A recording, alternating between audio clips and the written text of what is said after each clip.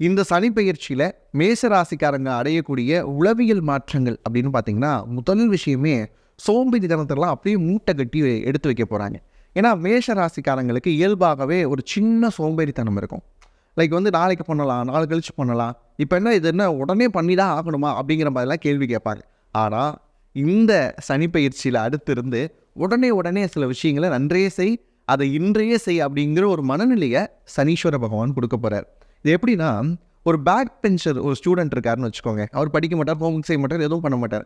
அப்போ டீச்சர் வந்து என்ன பண்ணுவாங்க, அப்படியே முன்னாடி கூப்பிட்டு வச்சு பாடம் நடத்துவாங்கல்ல, அது மாதிரி சனீஸ்வர பகவான் உங்களை ஃபஸ்ட்டு பெஞ்சில் கூப்பிட்டு உட்கார வச்சு இது வரைக்கும் இருக்கக்கூடிய கர்ம பதிவுகளை எல்லாத்தையும் டீச் பண்ணக்கூடிய காலகட்டமாக இருக்கிறதுனால, நன்றே செய் இன்றே செய்யுங்கிற மாதிரி எல்லா விஷயத்தையும் உடனே செய்ய போகிறீங்க. உங்களுடைய சோம்பேறித்தனம் எல்லாமே மூட்டை கட்டி வைக்க போகிறீங்க. இதில் இன்னொரு விஷயம் என்ன அப்படின்னு பார்த்தீங்கன்னா, மற்றவங்க மேலே பரிதாபம் அப்படிங்கிற விஷயம் இருக்குல்ல, அது மேஷத்துக்கு கொஞ்சம் கம்மியாக தான் இருக்கும்.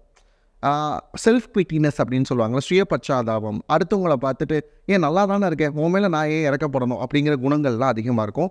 ஆனால் இந்த 7:30க்கு அப்புறம் என்ன ஆக போகுது அப்படின்னு பார்த்தீங்கன்னா, இவங்களுக்கு மற்றவங்க மேலே ஒரு கருணை வரும், மற்றவங்கள பார்க்குறப்பே ஒரு இரக்கம் வர ஆரம்பிக்கும். இந்த மாதிரியான விஷயங்கள் எல்லாம் மிகப்பெரிய உளவியல் மாற்றங்கள் இது இந்த 7:30 தான் மேஷராசிக்கு இருக்க போகுது.